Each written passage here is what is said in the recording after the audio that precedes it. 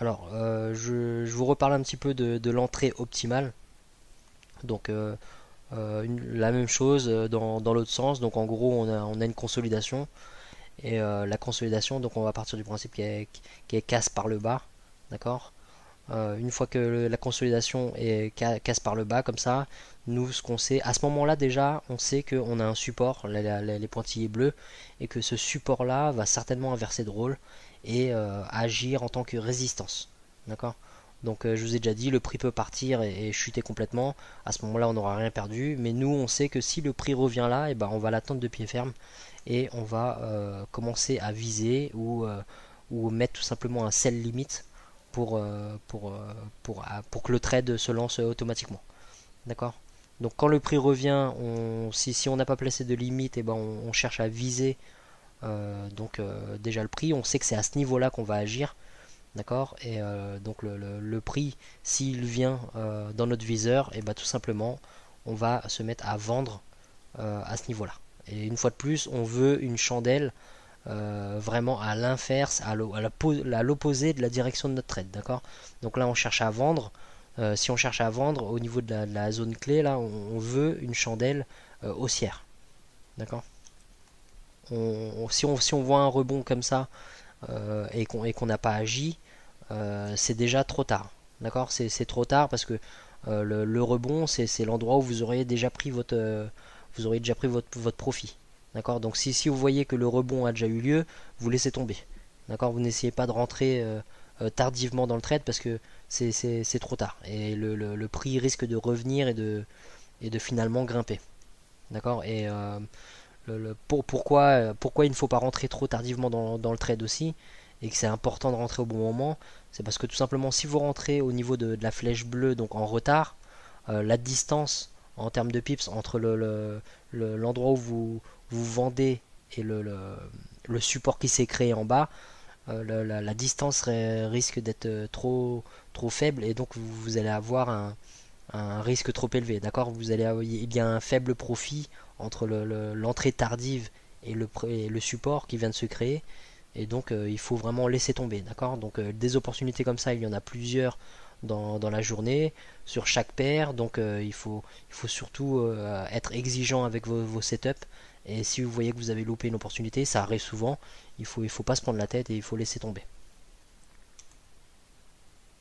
Alors, au niveau de l'entrée optimale aussi, donc je vous ai montré un petit peu par rapport aux consolidations sur la session asiatique, mais bien sûr, donc comme je vous ai montré dans les slides précédents, vous avez aussi les hauts et bas du mois précédent, de la semaine précédente et du jour précédent. D'accord. Donc ça sera indiqué par des lignes comme ça sur votre indicateur, sur votre template, pardon. Et donc ce qu'on fait une fois de plus, c'est qu'on attend que le prix arrive au niveau de cette zone clé, d'accord. Et on va agir au moment où le prix va atteindre, voire même dépasser cette zone clé, d'accord. Donc c'est à ce moment-là qu'on veut rentrer dans le trade, d'accord. On veut rentrer avec une chandelle opposée à la direction qu'on recherche, d'accord. Si vous voyez le rebond, une fois de plus, c'est trop tard. D'accord. C'est loupé. On peut attendre un deuxième rebond, que le prix redescende, mais plus il y a eu des rebonds déjà dans le passé, plus il y a une chance que le prix finalement chute. Donc les probabilités baissent, les probabilités de réussite. D'accord. Donc si vous voyez le rebond, c'est que c'est trop tard. D'accord. Il faut vraiment rentrer quand quand le prix traverse votre zone clé. D'accord. Le support ou la résistance que vous avez fixé. D'accord. Et donc si vous rentrez en retard, c'est pas bon parce que le rebond en lui-même, c'est le rebond qui normalement vous aurait permis de prendre du profit, pardon. D'accord. Donc il faut vraiment rentrer au bon moment, il faut avoir un bon timing sur le scalping. Si vous voulez pas rester scotché devant l'écran, à ce moment-là, il faut vraiment placer vos limites. Mais sinon, il faut quand même être vif et rentrer au bon moment dans le trade. D'accord. Voilà, donc comme je vous montre là, il faut rentrer au bon moment. Pourquoi? Parce que après un rebond sur une zone clé, il y a des chances aussi, il y a de fortes chances que le prix finalement traverse le support dans le cas présent et finisse par chuter. D'accord, donc c'est pour ça qu'il faut vraiment avoir un bon timing et être très vif et rentrer au bon moment. Si vous loupez de peu, laissez tomber et passez à un autre setup, chercher une autre opportunité. Alors après, donc les setups premium, qu'est-ce que c'est? Donc si vous voulez rajouter des probabilités de réussite, donc vous voulez des setups vraiment plus lourds au niveau du scalping, vous allez pouvoir donc combiner les supports et les résistances. D'accord? Mais les supports et résistances visibles et invisibles. D'accord? Donc quelques exemples. En gros, vous allez prendre le haut ou le bas. Donc bien sûr du précédent mois, précédente semaine ou précédent jour. Et vous allez combiner avec un retracement Fibonacci. D'accord? Si vous avez un support, une résistance visible plus invisible qui coïncide, là vous pouvez vous dire que vous êtes en présence d'un setup qui est à forte probabilité. D'accord? Donc les hauts et bas plus une projection Fibonacci aussi. D'accord? Donc c'est le même principe, hein. Plutôt que d'avoir un retracement, vous allez avoir une projection. Donc si le haut ou bas correspond à une projection à 127 ou 162%, c'est encore plus lourd. D'accord? Et haut et bas plus point pivot, c'est pareil. D'accord? Donc en gros, si vous avez deux éléments qui concordent, vous augmentez vos chances de réussite. Et l'idéal, bien sûr, c'est d'avoir les hauts et bas et deux supports et résistances invisibles en plus. Donc si vous avez des points pivots plus un retracement Fibonacci, alors là c'est vraiment super.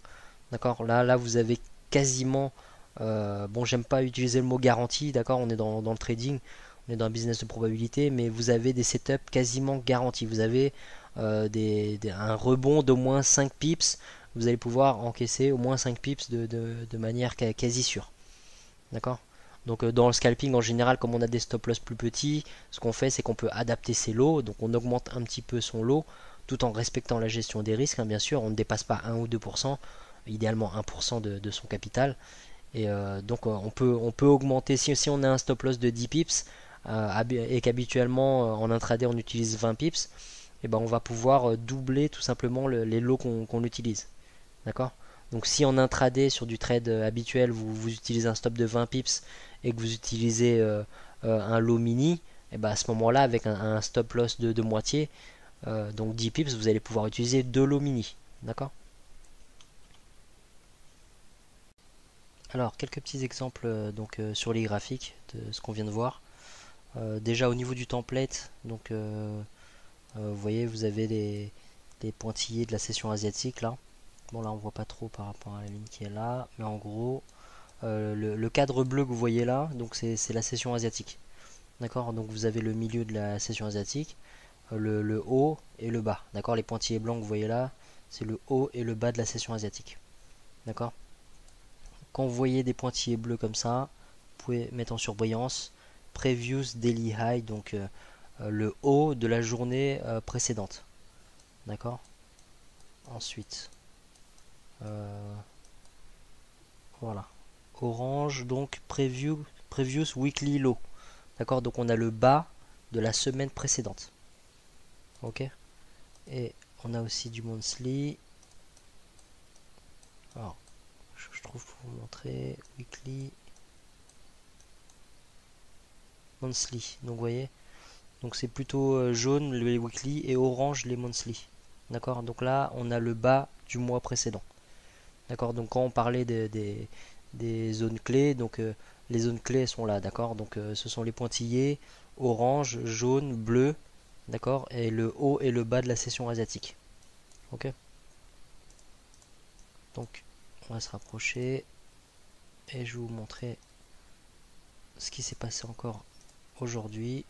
Ça arrive tout le temps. Donc là, vous pouvez voir, alors aujourd'hui c'est là. Donc là, vous voyez, vous avez la session asiatique qui est là. D'accord? Le haut de la session asiatique, le bas de la session asiatique. Et ce qui se passe, c'est que la session casse, comme on peut voir dans le schéma que je vous ai fait. Donc on voit que le haut de la session asiatique casse à ce niveau-là. Donc quand le haut de la session asiatique casse comme ça, nous, qu'est-ce qu'on fait? On l'a vu dans le schéma, on attend que le prix revienne, s'il revient, d'accord? Et on l'attend au tournant de pied ferme, on l'a ici, d'accord? À ce niveau-là. on sait qu'on va acheter à ce niveau-là. D'accord? Donc soit vous placez une limite, soit vous attendez. Et quand le prix revient, qu'est-ce qui se passe? Voilà. Alors regardez, pour vous montrer, on est dans du scalping, donc 5 pips ça suffit. Mais ici, on a sans problème 10 pips. D'accord? On prend largement les 10 pips. Donc après, il y a un deuxième rebond. Donc c'est un petit peu plus risqué les rebonds d'après, mais vous voyez, ça réagit toujours de la même manière. La résistance qui est ici agit tel un support. D'accord? Donc si vous avez verrouillé une partie de votre profit, que vous n'avez pas bougé votre stop loss, le reste de votre trade est toujours actif. D'accord? Et à ce moment-là, vous ne sortez pas du trade. Et par la suite, vous voyez, vous pouvez vraiment prendre beaucoup plus. D'accord? 20, 25 pips, voire même plus, hein, vous voyez. Voilà, presque 40 pips, quoi. D'accord? Là, vous avez un exemple de pourquoi il faut verrouiller son profit. Le haut qui est là agit maintenant comme une résistance. D'accord? Donc, vous avez une résistance à ce niveau-là. Et c'est pour ça que, après avoir cassé la consolidation qui est ici, il y a une nouvelle consolidation ici. D'accord? Donc, c'est pour ça qu'il faut penser toujours à verrouiller son profit une fois qu'on arrive au précédent haut ou précédent bas. Parce que voilà ce qui risque de se passer. Et le prix ne partira pas toujours après dans la bonne direction. D'accord? Le prix aurait très bien pu chuter ensuite et vous sortir du trade. D'accord? Au niveau des zones clés, tout ce qui est daily, weekly, monthly, on va préférer toujours des supports et résistances qui sont quand même plus hauts et plus bas que la session asiatique. D'accord? Quand vous avez un support ou une résistance en plein milieu de la session asiatique comme ça, en général, il faut faire attention. Il vaut mieux éviter. D'accord?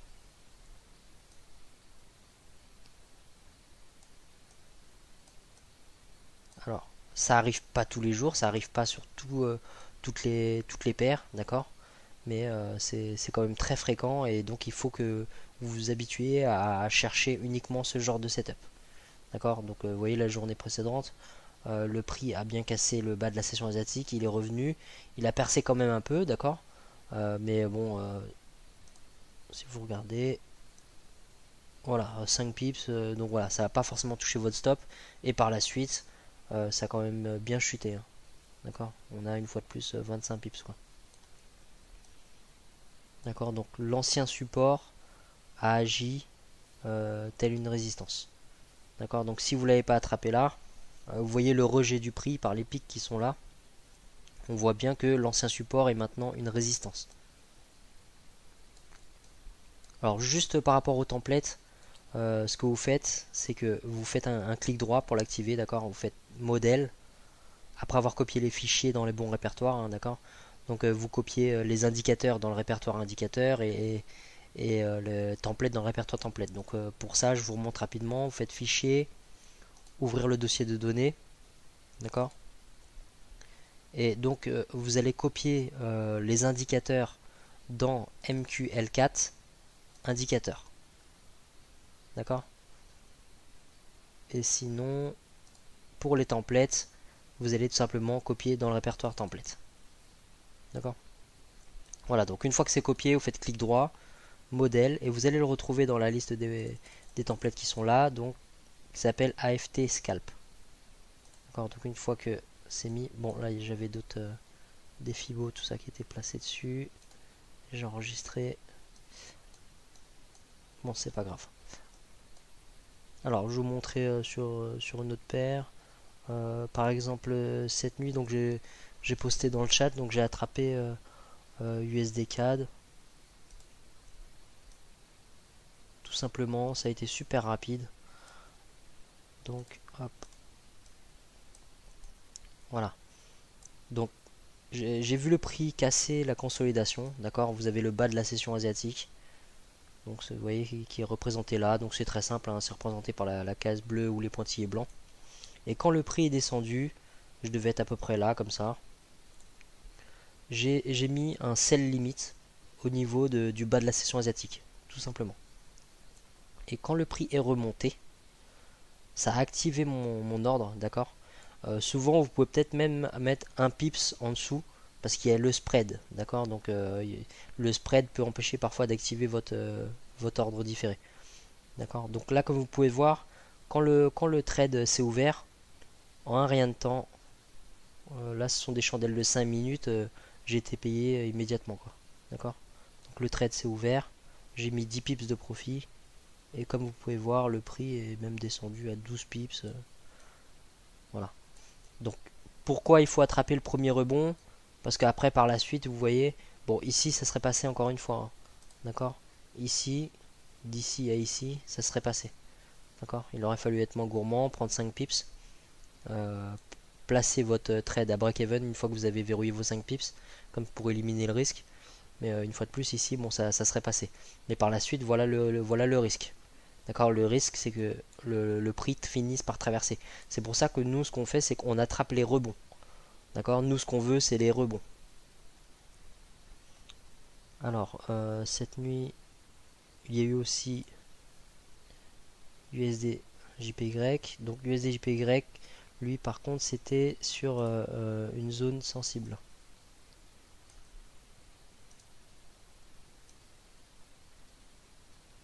Voilà. Donc je vous ai dit qu'il fallait être prudent quand c'était dans la session asiatique. Les paires comme le yen japonais, le dollar néo-zélandais et le dollar australien, ce sont des paires qui bougent durant la session asiatique.